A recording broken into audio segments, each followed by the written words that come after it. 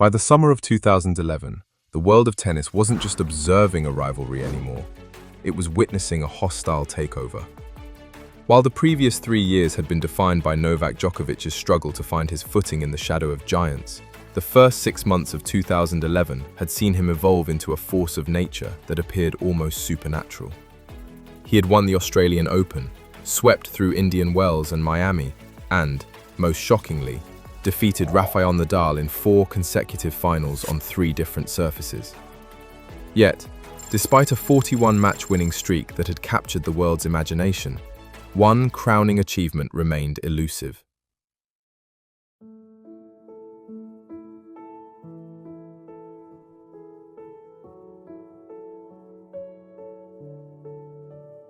The Wimbledon Gentlemen's Singles Trophy. Although he was effectively the best player on the planet, he was not yet the world #1. The rankings still sat with Rafael Nadal, and the King of Grass throne still belonged to Roger Federer, and in fact, until today, it still belongs to Roger. For Djokovic to truly dismantle the old guard, he couldn't just win on hard courts or clay. He had to conquer the manicured lawns of SW19. Initially, many doubted if his sliding, baseline-heavy game would translate to the slick, low-bouncing grass of centre court. They worried that while he was a hard-court master, he lacked the specific grass-court pedigree needed to survive 2 weeks at the All England club. Instead, Djokovic was about to prove that he didn't need to adapt to the grass. He was going to make the grass adapt to him. The 2011 Wimbledon campaign began not under the pressure of a streak, but under the weight of a recent, agonizing defeat. Just weeks earlier, Roger Federer had ended Djokovic's 41-match unbeaten run in a legendary French Open semi-final. For many players, such a high-profile loss after such an exhausting run would have signaled a collapse. But for the new Novak, it was merely a reset button. He arrived in London not as a man mourning a streak, but as a predator who had smelled blood. His early rounds were a masterclass in the new physics of tennis. He moved through Jeremy Chardy, Kevin Anderson, and Marcos Baghdatis with a level of agility that seemed to defy the slippery nature of the surface. As he reached the second week, the narrative began to shift. This wasn't the Djokovic of 2010, who struggled with his serve and double-faulted at a rate of nearly 5%. This version had dropped his double fault rate to a career low and upped his first serve points won by nearly 10%. As he dismantled Michal Lodra and the rising star Bernard Tomic, the world began to realize that the brick wall of 2011 had found a way to move just as fast on grass as it did everywhere else. Then came the semi-final.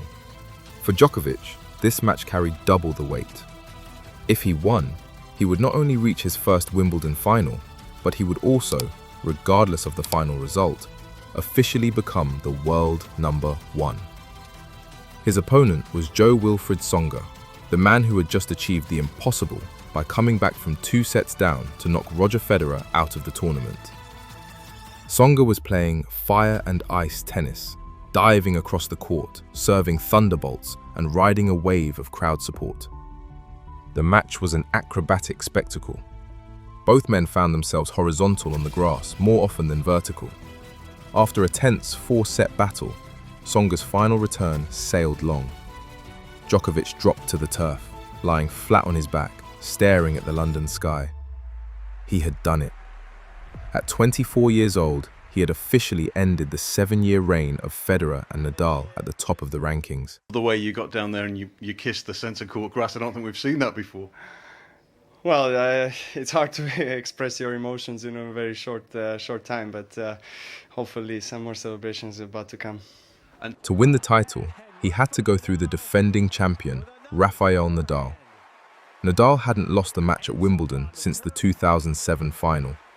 He was the 2-time champion, and he was the man Djokovic had spent the last 4 years failing to beat in Grand Slams. This was the ultimate litmus test. Could the new world #1 beat the former king in the world's most prestigious arena?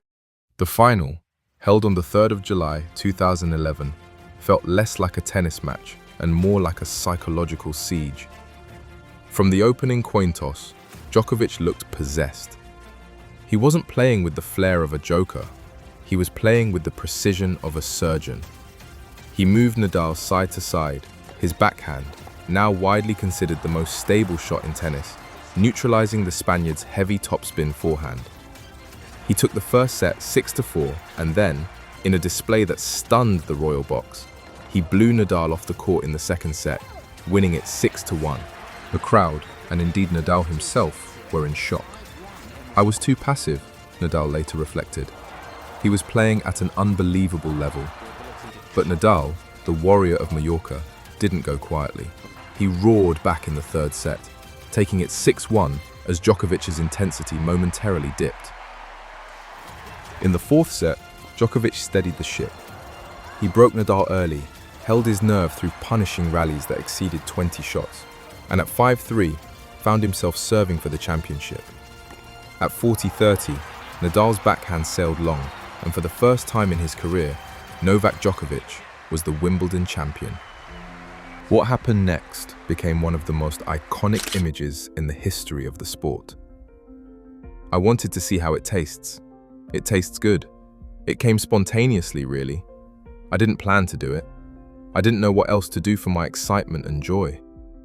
The victory brought three things to Djokovic's legacy: the world #1 ranking, a definitive end to the "one slam wonder" label, and the ultimate psychological edge over his rivals. In his post-match speech, the raw emotion was palpable. "This is the best day of my life," he told the crowd, clutching the trophy he had once made out of cardboard and plastic as a child in Serbia. "This is the tournament I always dreamed of winning." The 2011 Wimbledon final wasn't just another tournament win. Across the next decade, he would go on to win 7 Wimbledon titles, but he often points back to this one as the most significant. It was the moment the dream became a reality.